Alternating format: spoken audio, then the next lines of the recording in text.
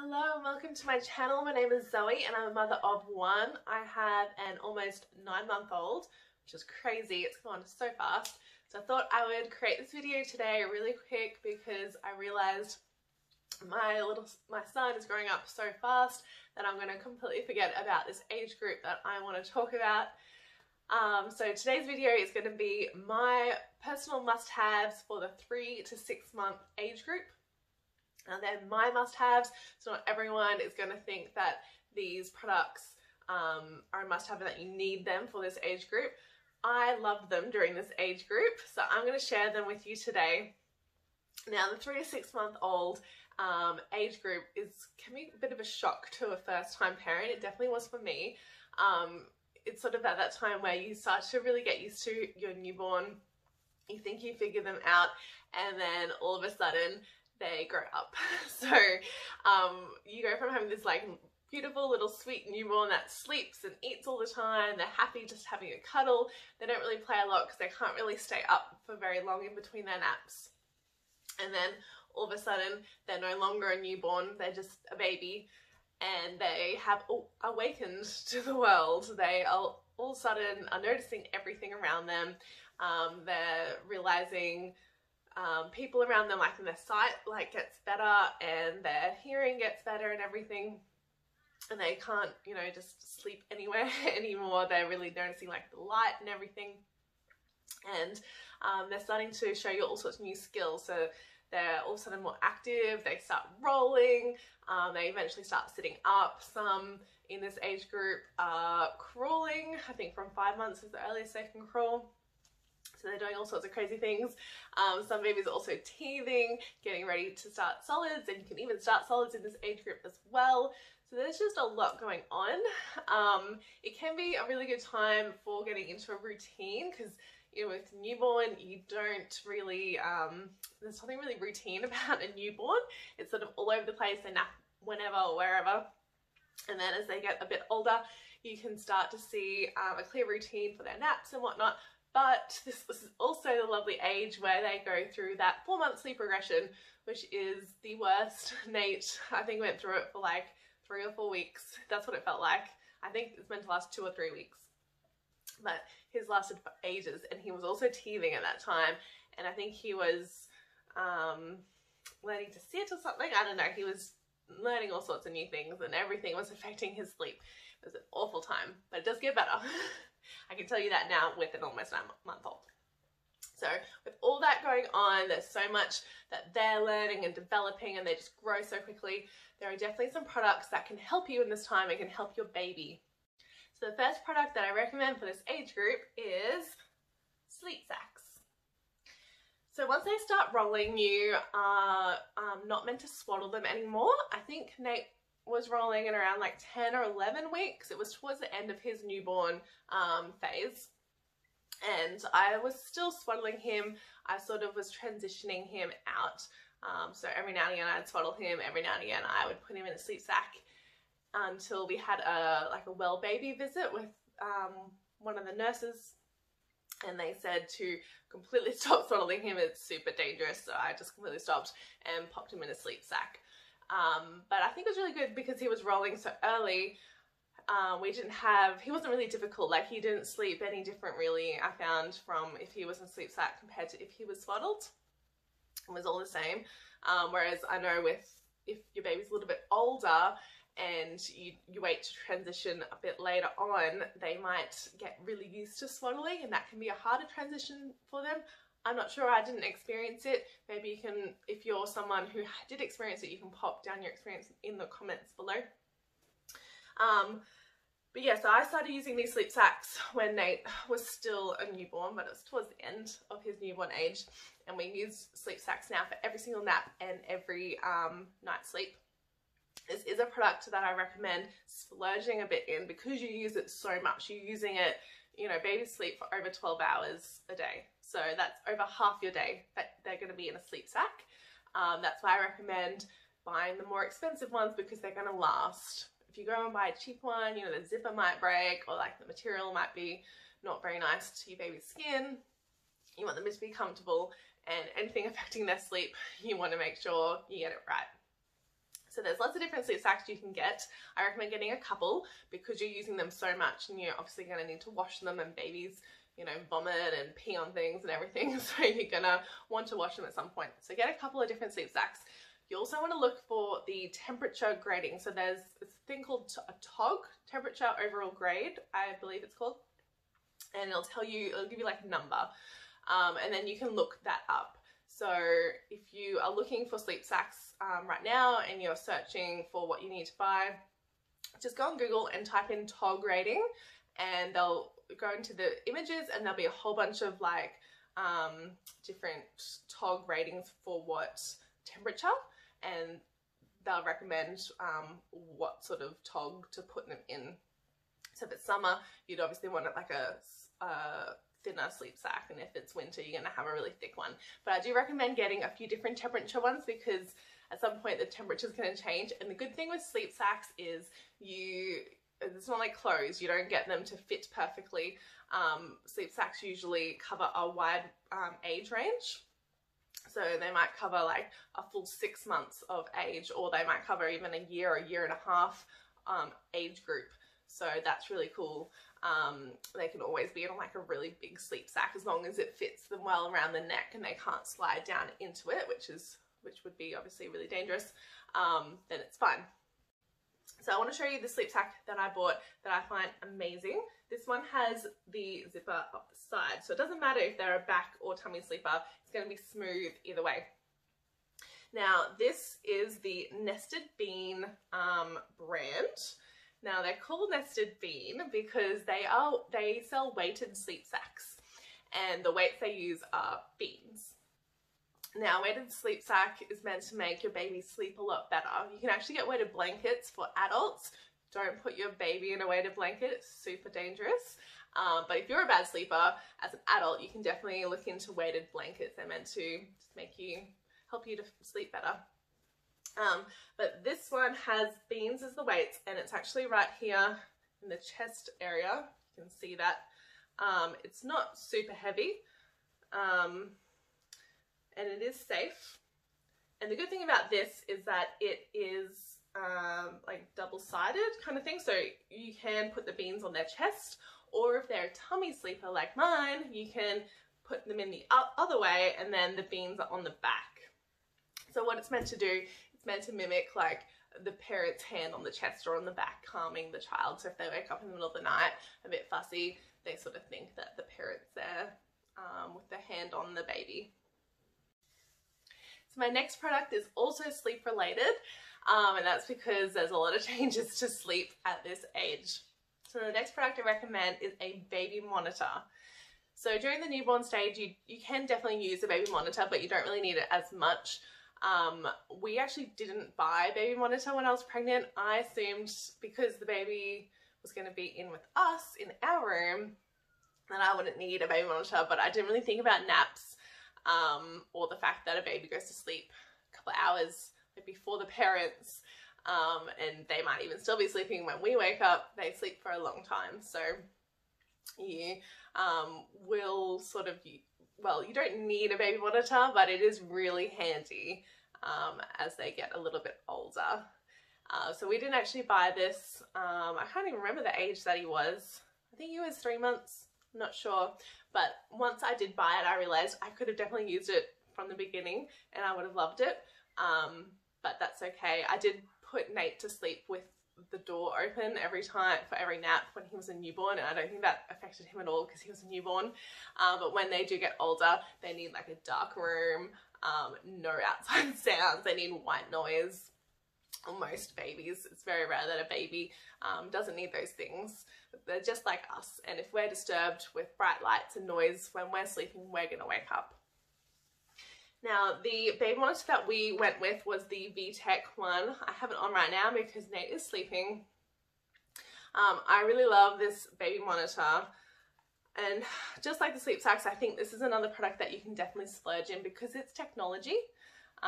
You don't, like, technology can screw up so quickly, and I think that's something to definitely, you know, buy something more expensive in. Also, you're using it so much, so you definitely get your money's worth. As I said, babies sleep longer than 12 hours, so that's more than half of the day in a 24-hour period. So you definitely want to splurge on something that you're going to be using so much. You don't want it to break.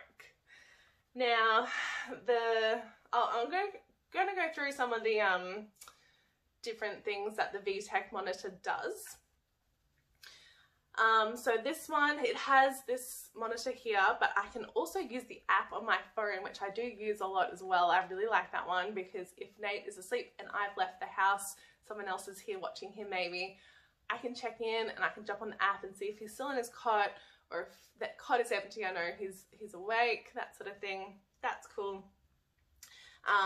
It tells me the temperature on here. It's 25 degrees in the room. That's very handy because I know if it gets too hot, I can go in and turn the air cooler, or turn the air on if it's not on, and that sort of thing. It has sound and video. It also has a talk function, so I can talk into the monitor and Nate can hear me, which is really cool. I don't do that a lot. That's not something you don't need, but it is a cool feature. It also plays white noise and different sounds, so if you want your baby to wake up, maybe just like a bit gently, you can play some music, or you can have white noise playing from the monitor if you don't have a separate white noise machine. It also has the camera can move as your baby moves, so you can put like a motion detector thing on where it just follows the movement, or you can manually move it. So I find that really handy because sometimes I don't put the camera in the right place, or Nate moves around his cot and then I can move it and follow him. Also has notifications on it, so we have sound and motion, the notifications of those put on, so anytime he moves the monitor will beep. So instead of having like my eyes glued to the monitor, sometimes when they wake up they won't make any sounds at all. So then I know when he actually wakes up. So you're not always going to be staring at a monitor when you're doing something else, if you're working or doing housework or whatever. So I do find that very handy. As soon as it beeps, I can have a look and see if he's just rolling over or something, or if he's actually awake. The next product that I recommend are bibs. So when I was pregnant, I assumed that a bib would be used for vomit and food. That was it. I didn't realize that babies dribble so much, and they dribble a ton, especially if they are teething. So when Nate doesn't teeth, he dribbles a little bit because like babies, they don't close their mouths like we do. They often walk around with their mouths like wide open. The dribble just comes out. But when he teethes, there's like, if I don't put a bib on him, there's like just like that section there will be coated. It'll be fully soaked from the front to the back. And then he'll get like a rash on his chest from it being all wet. If he does wear a bib, all that wetness goes onto the bib and hopefully not onto his shirt. He's teething at the moment and I constantly have bibs on him and I'm constantly like wiping his chin. He did get a chin rash. I think it was at the start during that 3 to 6 month age group that I'm talking about now. It was because he dribbled so much. And then we put some cream on it, and then once that healed, we just tried to make sure we always kept his chin dry. So with his bib, we would just wipe it up whenever we saw dribble there. So we have, I think we have like 20 plus bibs. We have so many bibs. We were given a whole bunch at when I was pregnant, and then we were also given some hand-me-downs from our older siblings that have babies. And then that was still not enough. I think we had like 10 or so bibs, 10, 15 bibs. And then we went out and bought even more because there were certain bibs that we did really find that we really liked. There's lots of different styles, but you definitely want to go out and get a ton of bibs. They're cheap and it's a lot easier to like wash a bib compared to just going through outfits. Like when Nate is teething, I probably go through 2 or 3 bibs a day at least. Probably three. So that's 3 bibs and 1 outfit. But if I wasn't using bibs, that would be 3 outfits. So that's really annoying. And then he'd also have like that wet patch. So it's much easier to use bibs. I'll show you a couple that we have. So these bandana bibs, they are really helpful because, especially when they're teething and they're dribbling a lot, because it like catches everything. It's right up on the neck. So this one is Velcro. They can pull it off though, and Nate does often just yank it out. And then it's another bandana bib, but this one has clips. So I do prefer the clip ones because he can't just yank them down. He can, but they're gonna stay on. And then you have your normal bibs that,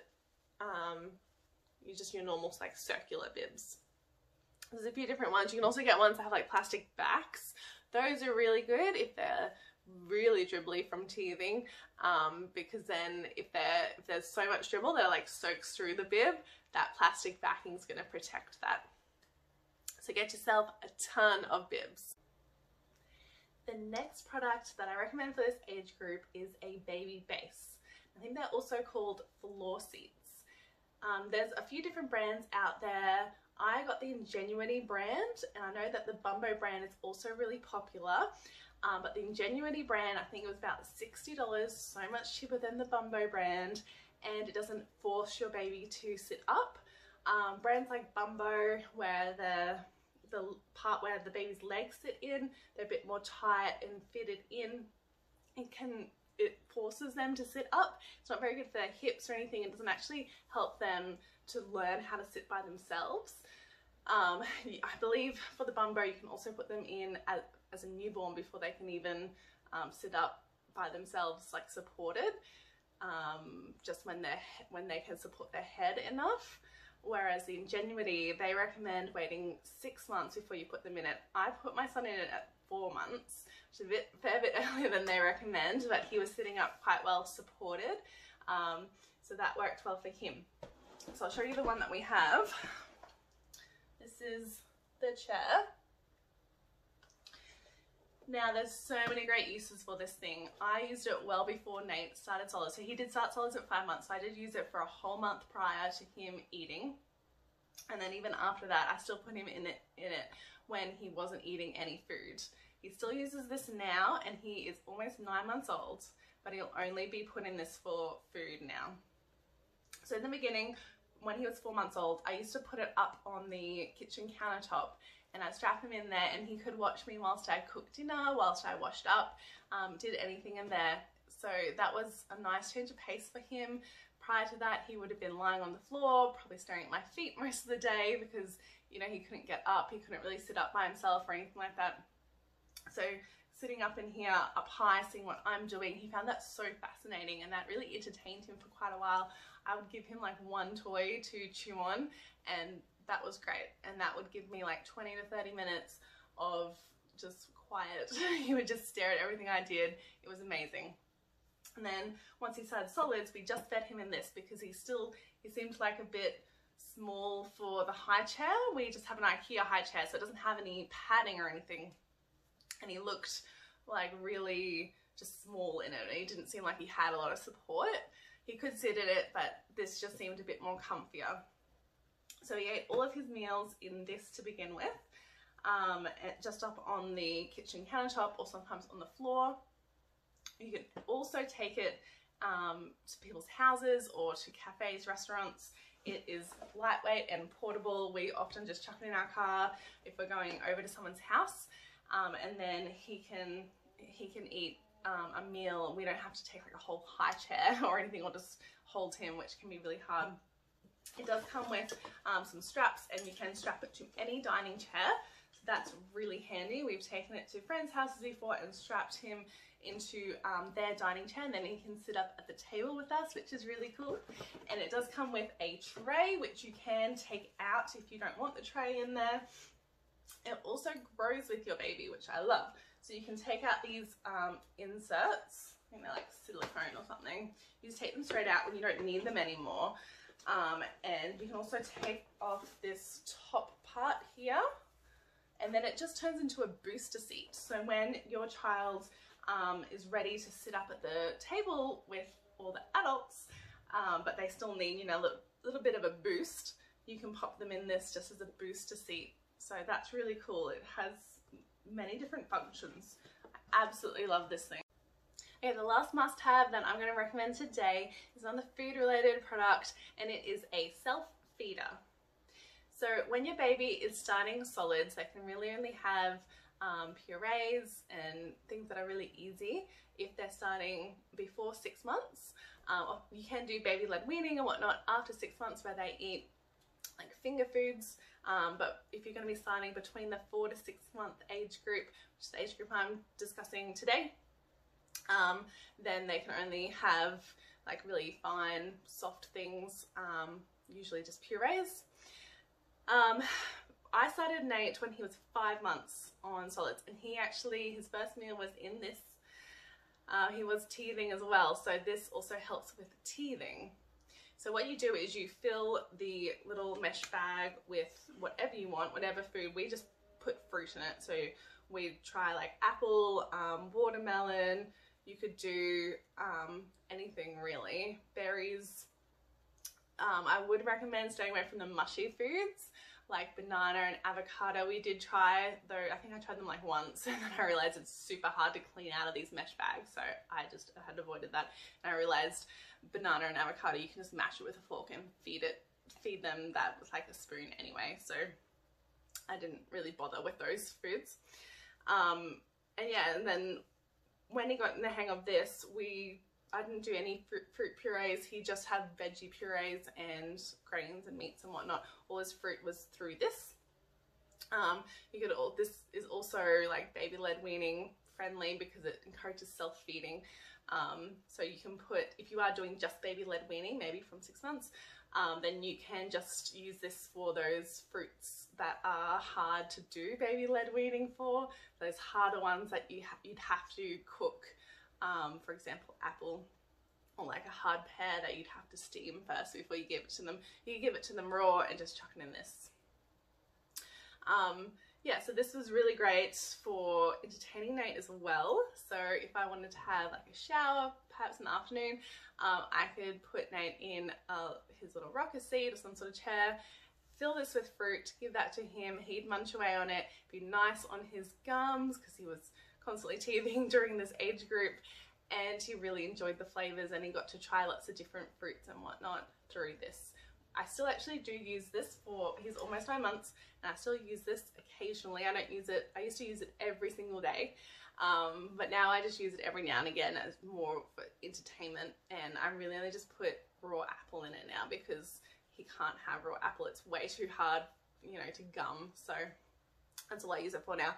But I did use it every day in the beginning, and I also recommend if you're going to get this, get multiple mesh bags. I think we have like 6 or so, so that was really handy. They can be really hard to clean depending on what you put in them, and they do stain really easy because, well, the ones we have are just white mesh bags, and you might be able to see that this one is pretty stained. We used it a fair bit. I also tried putting it in the washing machine, but it wouldn't get it out. But that's okay. That's the only downside I would say about these, is that they're just really hard to clean. So those are all of my recommended must-haves for the 3 to 6 month old age group. I hope that you found this video really helpful, and I hope that you're able to find some products that help you during that age group. I will comment below all the links for the purchases and all the brands that I recommended today, so you can find them if you wanted to buy the ones that I mentioned. And as I said before, if you have a baby that's already been through that age group and you've had your own experiences with some of the products that I mentioned, please put your story down below so other watchers can have a read of that and get some more opinions. And if you also have other products that you want to recommend for this age group, please feel free to also add them below to the comments. Thank you so much for watching. Please hit subscribe so you can see more videos like this one.